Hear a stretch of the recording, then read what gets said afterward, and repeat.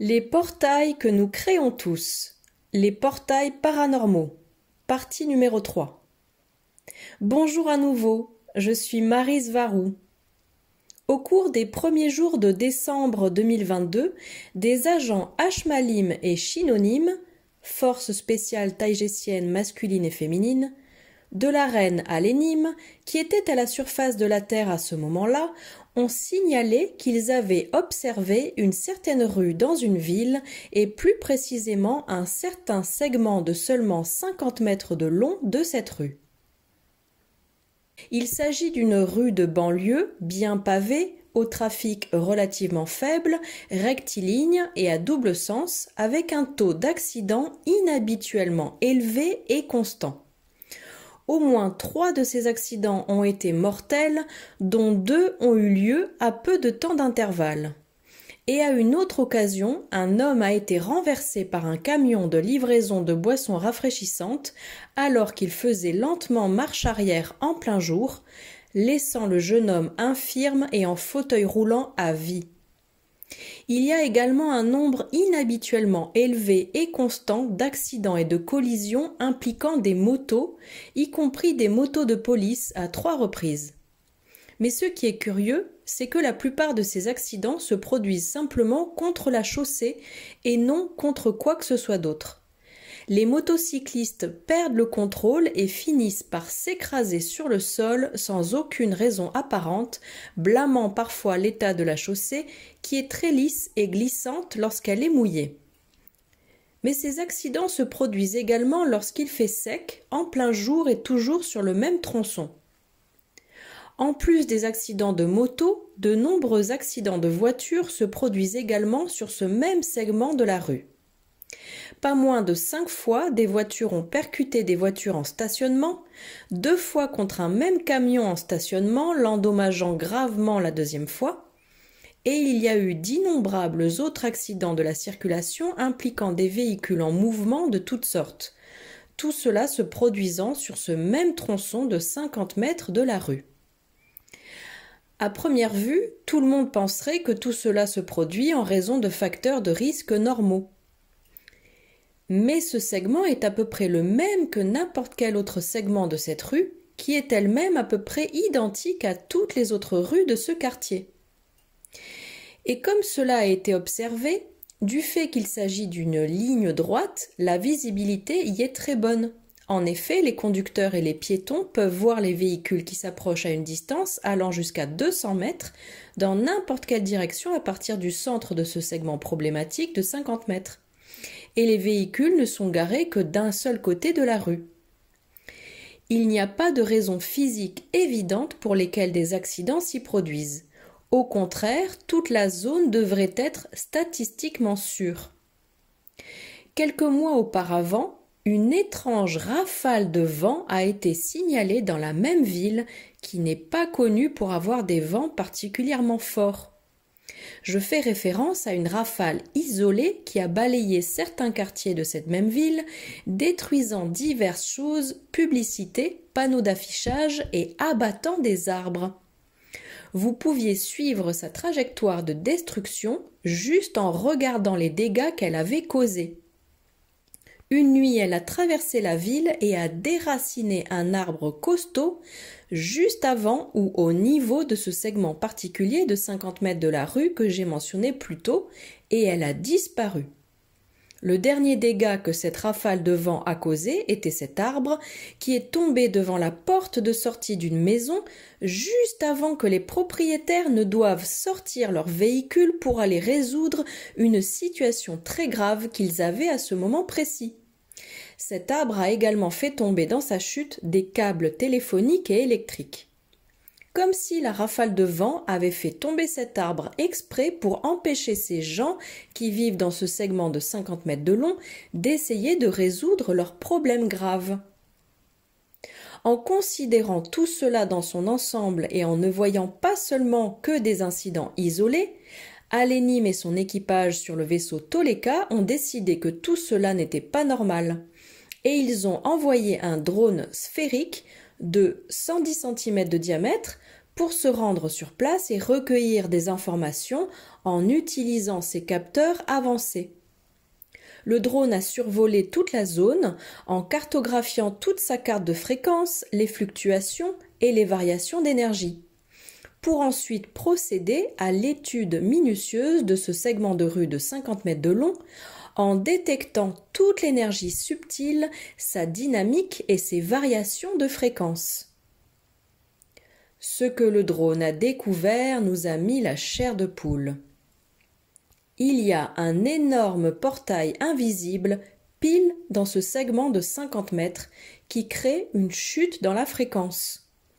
La vibration moyenne de la matière dans toute la rue et dans la zone chute drastiquement juste là, ce qui explique tous ces accidents. Le drone a procédé à la collecte de toutes les données pour savoir ce qui générait le portail et depuis où. Il s'agit d'un portail vers l'inframonde, vers les royaumes astro-inférieurs dont je parlais dans ma précédente vidéo, avec toutes sortes d'entités observant, entrant et sortant de celui-ci, mais qui restent apparemment dans le champ d'action du portail. Comme je le disais dans ma précédente vidéo, lorsqu'une personne coïncide en fréquence avec quelque chose de l'autre côté, une certaine forme d'interaction peut se produire. Tout est concordance ou compatibilité de fréquence. Les entités astrales qui étaient auparavant dans un corps humain et qu'on appelle les désincarnés, ou simplement des animaux astraux, peuvent contrôler leur fréquence jusqu'à un certain point lorsqu'ils se concentrent en essayant d'atteindre la fréquence d'une personne dans le monde matériel. Ainsi, une personne vivante qui, pour une raison quelconque, se trouve dans un état vibratoire bas, peut être atteinte par l'une ou l'autre de ces entités. Ces entités du bas astral ont un taux vibratoire très faible et elles se nourrissent de l'énergie basse et dense qui est dégagée par les organismes vivants lorsque la souffrance survient. Ces créatures du bas astral ont une connexion très faible avec la source originelle, voire aucune connexion, parce qu'elles en sont tout simplement trop éloignées dans leur gamme de fréquences existentielles. Ainsi, comme le comprennent les taïgésiens, ce qui les maintient en vie est l'attention créatrice des êtres ayant une connexion forte ou plus forte avec la source originelle. En d'autres termes, il faut leur prêter attention pour qu'elles continuent d'exister. Lorsqu'une personne ou une créature vivante dans le monde matériel se trouve dans sa gamme moyenne de pensée, son attention est dispersée, sautant d'une pensée à la suivante. Dans cet état, sa capacité de création et de manifestation n'est pas concentrée sur une seule chose. Mais lorsqu'une personne ou une créature a peur, toute son attention se dirigera vers ce qu'elle craint. Nous manifestons ce sur quoi nous nous concentrons. Nous manifestons ce qui retient le plus notre attention constante. La peur et la souffrance agissent comme un instrument de concentration qui fera naître davantage de ce que nous craignons, étant donné que nous nous focalisons dessus. Ces entités se nourrissent de cette attention, soit sous la forme d'une attention directe à leur égard, qui renforce leur corps astral faible et dépourvu de force, soit avec la souffrance constante des êtres ayant une forte connexion à la source, comme la plupart des humains. Un bon exemple de ceci sont les visiteurs nocturnes qui sont liés à la paralysie du sommeil, tels que les incubes et les succubes, parmi d'autres. Ils veulent que vous ayez peur d'eux, c'est pourquoi ils sont appelés terreurs nocturnes, et ils savent comment induire cet état de peur chez les gens. Lorsque vous avez peur d'eux, ils restent avec vous, deviennent plus forts et reviennent à plusieurs reprises tourmenter votre sommeil nuit après nuit.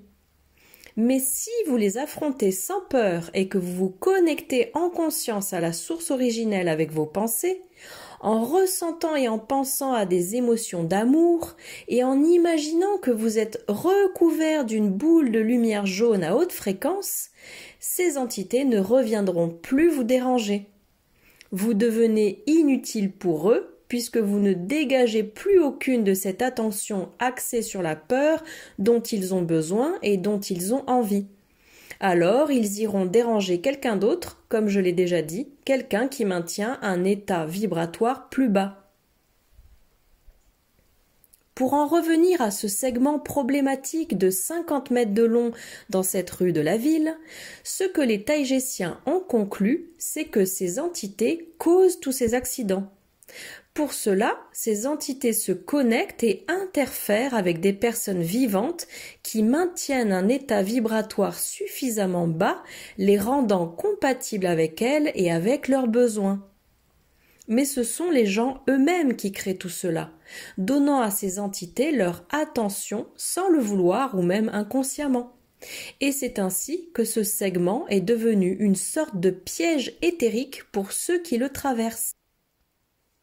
Nous ne pouvons que spéculer sur la manière dont il provoque exactement ces accidents, mais il est très probable qu'ils distraient leurs victimes à un moment crucial de la conduite, ou qu'ils provoquent une contraction musculaire involontaire, ou qu'ils poussent leurs victimes, ou qu'ils placent un objet invisible sur leur chemin, ou une sorte de variante de tout ce qui précède, parce qu'ils peuvent manipuler le monde matériel, bien que de manière quelque peu limitée et selon les circonstances énergétiques.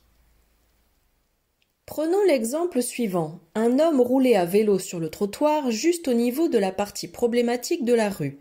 Une file de voitures stationnées le séparait de la route principale. Il vit une ouverture entre les voitures garées et décida de l'utiliser pour quitter le trottoir et rejoindre la route principale. Un taxi s'est approché dans la même direction, invisible pour le cycliste à cause de la file de voitures stationnées. Juste au moment où le cycliste décida de tourner la tête pour voir s'il y avait de la circulation avant de s'engager dans la route principale, une grande feuille sur le sol s'est déplacée juste devant sa trajectoire, distrayant le cycliste dans la fraction de seconde cruciale où il s'apprêtait à tourner la tête pour vérifier la circulation. Comme le vélo continuait à avancer, il s'est engagé sur la route principale sans préalablement regarder la circulation et s'est retrouvé exactement sur la trajectoire du taxi qui a dû stopper net, laissant 2 mètres de traces de pneus sur le sol. Le cycliste n'était qu'à quelques centimètres et à une fraction de seconde d'être écrasé. Comme vous pouvez le constater, ces entités n'ont pas besoin de beaucoup d'énergie pour provoquer un accident.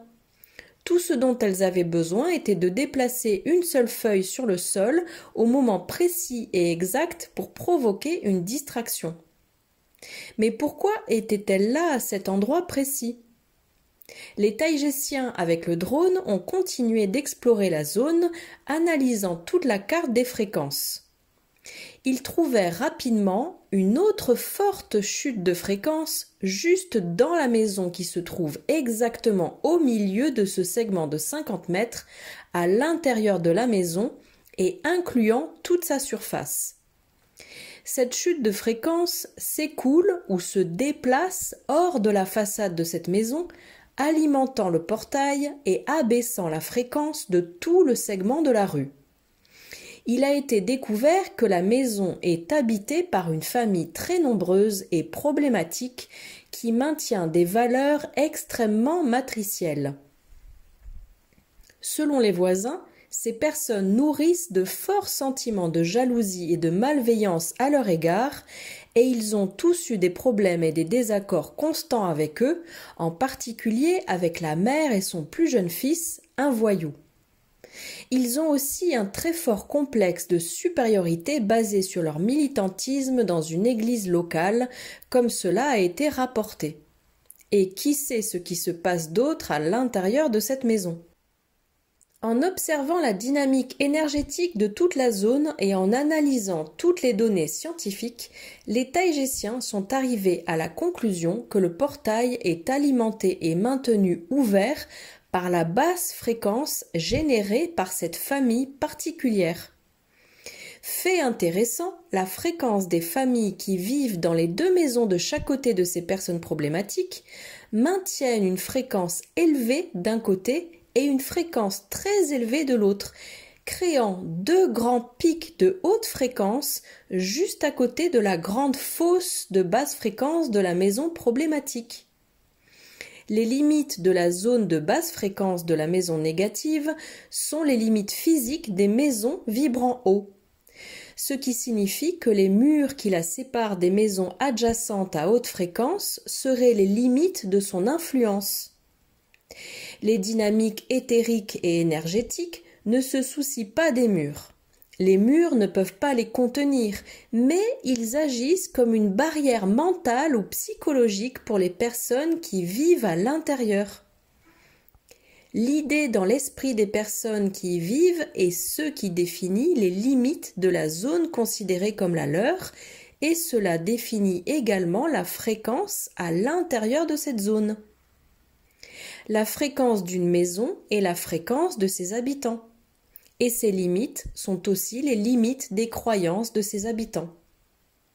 La théorie de base sur la façon dont ce portail est apparu est que les gens à l'intérieur de cette maison à basse fréquence dégagent leur basse fréquence vers la rue en face d'eux, parce que c'est là, devant leur maison, qu'ils concentrent une grande partie de leur attention, car c'est leur connexion avec le monde extérieur.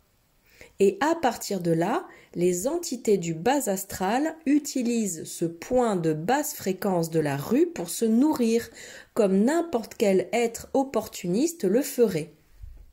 Le drone a commencé à inspecter le reste de la zone et de la ville, découvrant de nombreux autres portails, principalement là où l'on s'attend à les trouver.